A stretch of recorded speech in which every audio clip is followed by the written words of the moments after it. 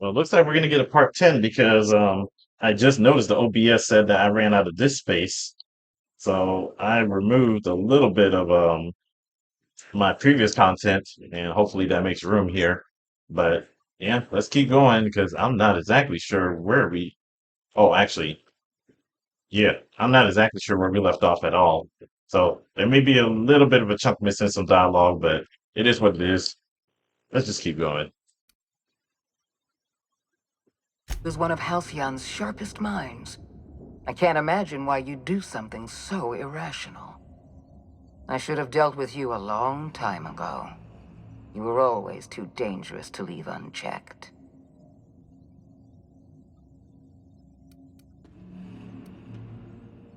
I suppose I shouldn't be surprised by your impertinence. Leaving you alive was my greatest mistake, but it is a mistake I intend to correct. I have Dr. Wells in my custody. And we can see that.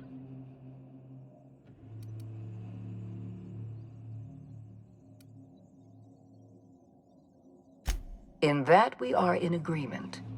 An end to violence is precisely what I want. I take no pleasure in this, you know. I simply have no other option. Leaving you alive is too great a risk. Goodbye, Captain.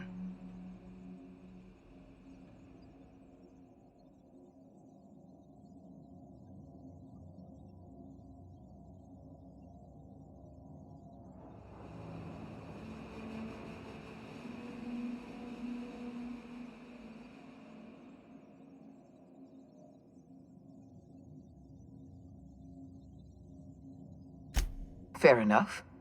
I'm giving you exactly one chance to parley with me. Yeah. Interesting that you think I'm going to die here. I believe I'm more than capable of taking you on.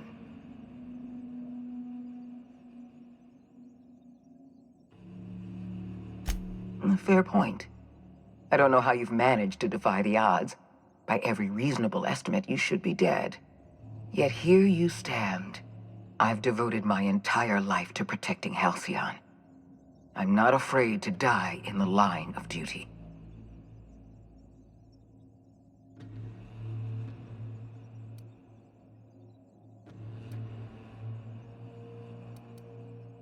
There isn't much of a board left, thanks to you. You've thrown this system into disarray. Cleaning up your mess will be the work of a lifetime. You were always an unknown variable. I tried to recruit you, but you threw your lot in with that madman, Phineas Wells.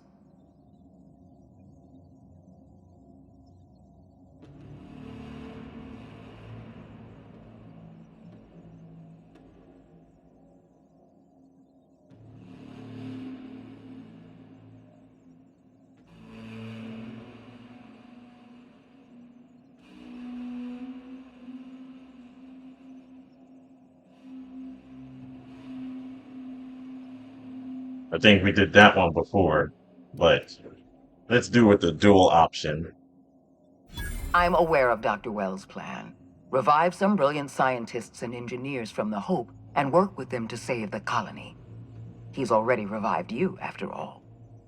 50 or 60 years ago, I might have agreed with you. But we've passed the point of no return. The best scientists in Halcyon can't save us now. I admire your drive, Captain. But I won't let you spoil my plans a second time. I haven't given up on the program yet. You've caused some complications, but I can improvise. I can fix this. I haven't lost control of the labyrinth yet. Our security system is still operational. I can still put a stop to you.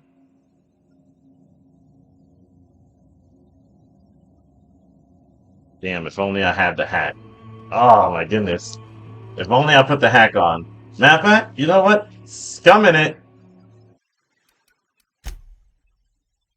Let's go full scum.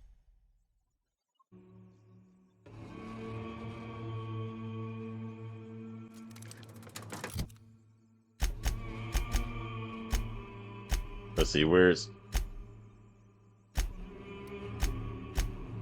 my outfits at? And double check for that. Yep.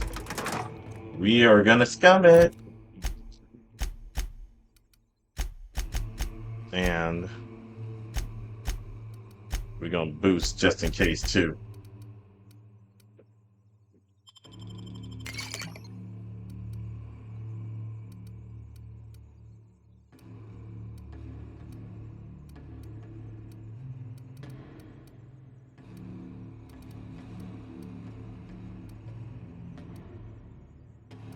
Yep.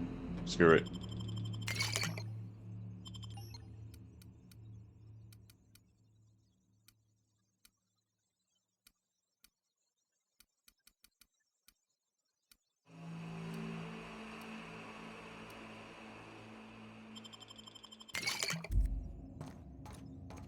Captain, you haven't...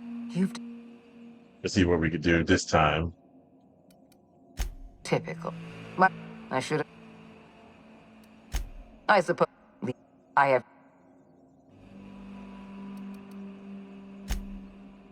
Leave...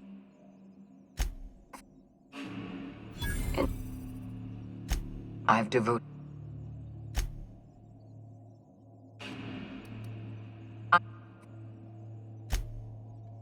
I haven't lost... Boom. Can you repeat that? What? You can't be serious.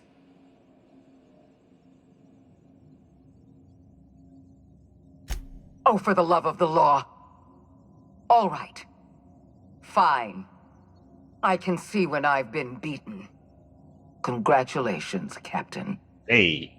You've outplayed me. I accept your terms and will return Dr. Wells to your care.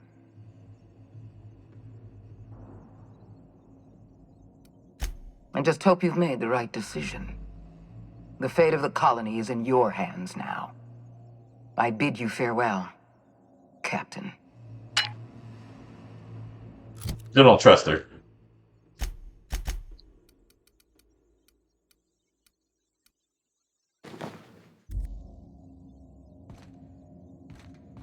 Let's go.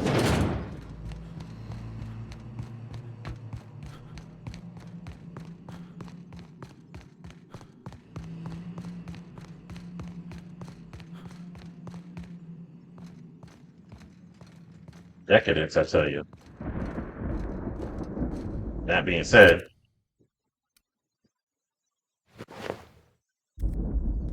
let's get the grip on.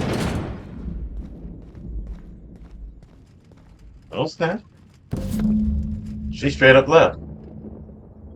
Well, I'll be. I put on my nice suit too.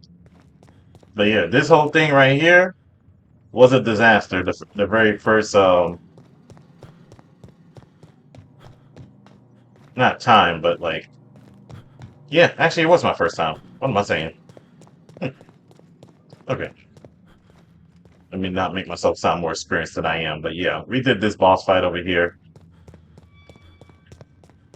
Got it the first try, but, you know, it is what it is. Alright, let's see how this ending turns out.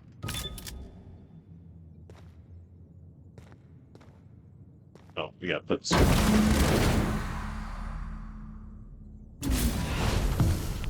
You don't know how glad I am to see you.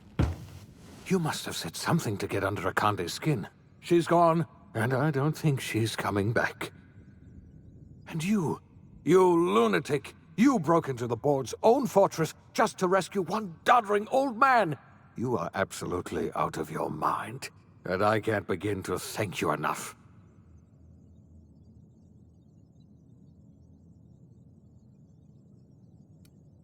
Ah, all in a day's work for you, huh?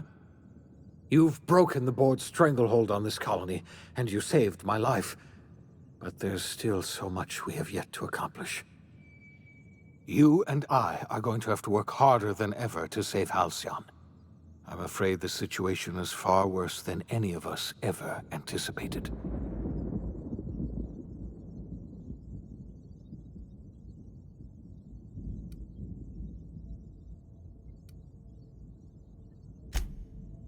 Earth has gone dark. We haven't received a single message in 3 years. There's been no communication, no signals, nothing.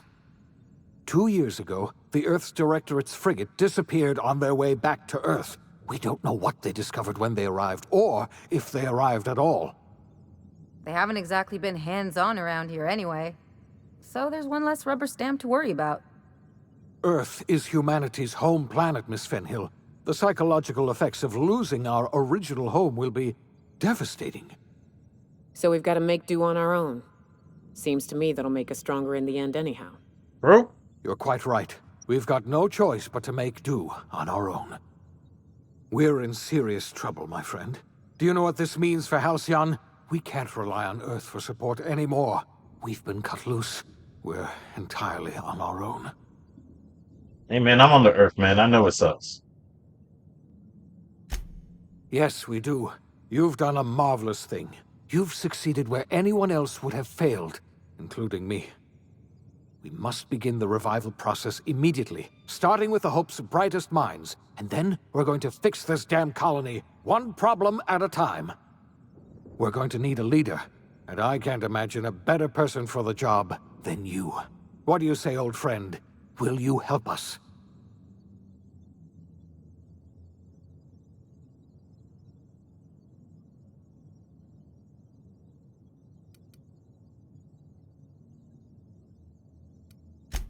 The chairman? I don't know why you let that heartless creature live, but I'll have to trust your judgment. You're the best thing to ever happen to Halcyon. If you want to take it upon yourself to lead this colony, you have my support. We're not a colony any longer, are we? Our last connection to Earth has been severed, and so we have been set free. Our future is uncertain, and no one knows what tomorrow holds. Exciting, isn't it? Cue the thunder. I mean the lightning. And thunder. The OSI teaches that everything in the universe happens according to the grand plan. But the stranger that arrived in Halcyon was an unplanned variable. From the moment he landed in Emerald Vale, his actions altered the course of history. The events on Tartarus brought about the end of the board's authority. But the board's mistakes would haunt the colony for decades to come. The damage they left behind would require the work of a generation to repair.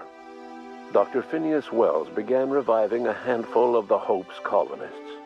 Engineers, scientists, technicians, and intellectuals.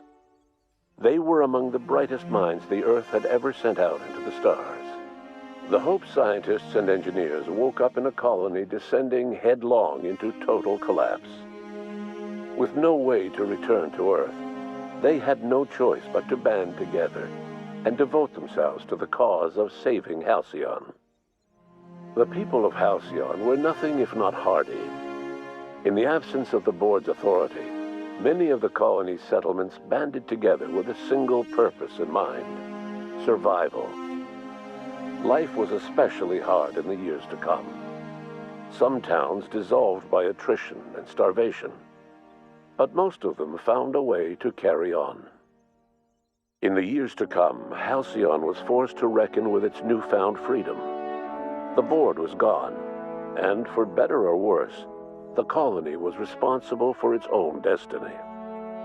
Between MSI's worker-centric policies and the iconoclast's manpower, Sanjar and Zora were able to rally many of the Terra 2 townships to their cause. MSI's workforce swelled, and the iconoclasts enjoyed a significant surge in their ranks. The board was too distracted by infighting and internal politics to stop MSI from becoming a powerful corporation and a refuge for townships that might have fallen through the cracks. Bolstered by her status as savior of humanity, Lilia Hagen ushered Sublight Salvage to a new golden age.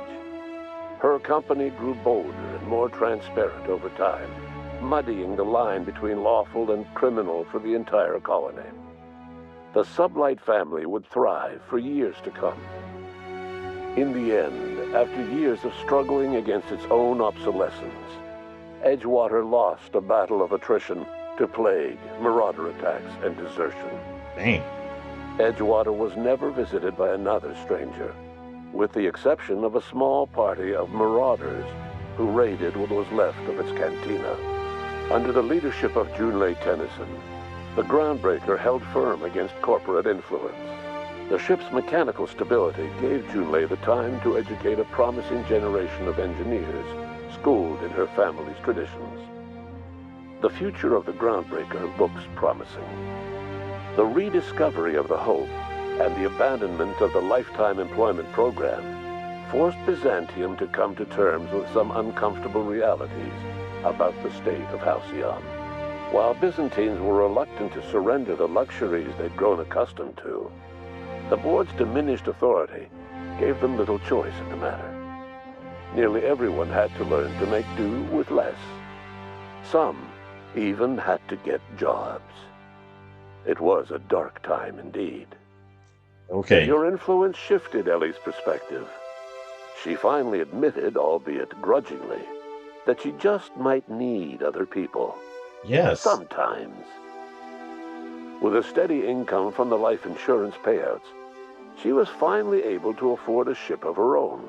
She hired a small crew and flew supply missions to communities on the fringe. Okay, babe. Some of them were even legal. Life in Halcyon was sobering for Felix Millstone. The grand revolution he dreamed of never came. There was no great awakening for the colony, no celebrations in the streets. There was only the hard, desperate work of trying to repair a broken colony. Felix never had a head for numbers, but if there was labor to be done, he was there to help. Eventually, Felix realized that the work of a revolution was done with two hands. As much as he enjoyed his adventures aboard the Unreliable, the vicar, known as Max, eventually decided that it was time to move on, to live out the life he had sought so long to create. He knew there were many in the colony who carried burdens much worse than the ones he had struggled with, and he devoted himself to easing their suffering wherever he could. He only ever took up arms again to defend the defenseless. Unshackled from a lifetime of striving and fighting the universe and himself, Vicar Maximilian de Soto was finally at peace. Once the matter with the Hope colonists was resolved, Junlei bashfully asked Parvati if she'd like to join her permanently on the Groundbreaker, and Parvati enthusiastically, if somewhat awkwardly, agreed. The stories of her adventures spread across the colony, and Parvati soon found herself the center of attention. Having served as the engineer of a renowned spacecraft, tramp freighters and wildcat miners sought her out by name, and in no time, she was a fixture in the Groundbreaker's mechanical ecosystem. She and Junlei were never far apart. Nyoka returned to Monarch to take another crack at making a permanent life for herself. She formed the Charon Group, a mercenary outfit of ragtag survivalists and wilderness experts. Anyone in need of a guide, or just looking to throw back a beer and swap stories, could find her camping on the trail or clearing an infestation. The SAM unit that accompanied you spread awareness of the product line's superior sanitation and maintenance capabilities across what was left of the colony. This led to a boost in SAM unit sales. Did you know that SAM units are the longest-lasting, toughest-acting cleaning solution in Halcyon? Minister Clark was released from house arrest, and his contact with you gave him a sense of renewed purpose and vigor. Once it became clear that no help would be coming from Earth, he threw his considerable efforts and talents into helping Halcyon manage the crisis before it. It was widely suspected that Sophia Akande was the true power behind Chairman Rockwell. However, after the riots on Tartarus, she was never again seen in the colony. Various theories circulated as to her fate. Some believed she boarded an interstellar ship capable of journeying to a distant colony. Others believe she died trying to escape Tartarus. Some few suggest she fled to Monarch, where she continued to live among a small band of loyalists. There is another theory, which suggests that Sophia's encounter with you changed her, and she deliberately retreated from public view, but continued supporting the colony in secret. When Dr. Wells began reviving the Hope's colonists, he found himself with a sudden windfall of additional supplies and resources, courtesy of an anonymous donor. If Wells knew who his supplier was, he never told a soul. As for Dr. Phineas Wells, he spent his remaining years in his orbital lab. He eventually came to terms with his own past and was able to forgive the mistakes of his younger self by devoting his remaining years to serving the colony. In the end, Dr. Wells was able to save every scientist and engineer aboard the Hope. Over the next decade, nearly all of the Hope's remaining colonists were successfully revived. Halcyon saw a period of rapid technological and scientific advancement. Breakthroughs in dietary supplements saved the colony from starvation. Geoengineering projects and social reforms began to change the structure and character of the colony. Dr. Wells laid the groundwork for the project to save the colony, but he would never live to see the fruits of his labor. He passed away a few years later. His work was carried on by the scientists and engineers he revived. Today, Halcyon has stabilized. The people of the colony work hard to adapt to their new circumstances. Nearby colonies send aid and supplies. Life will never be easy in Halcyon, but for the first time in its history, there exists a sense of real, genuine hope about the future. And what about you, the unplanned variable in the history of Halcyon? You brought an end to the riot on Tartarus and partnered with Chairman Rockwell to run the colony together. As Halcyon looked toward the future, you remained a constant presence in the colony's administration. You were never weighed down by bureaucracy, and you never had to dirty your hands with politics. You had people who did that for you. Ain't gonna lie, the chairman's By kind of your dripped out. influence, Halcyon survived the turbulent years that were to follow. No one knows what's happened to Earth, and no one knows what the future has in store for Halcyon. All we know for certain is this: the name of the Unreliable and that of its intrepid captain will remain the subject of countless stories for years to come.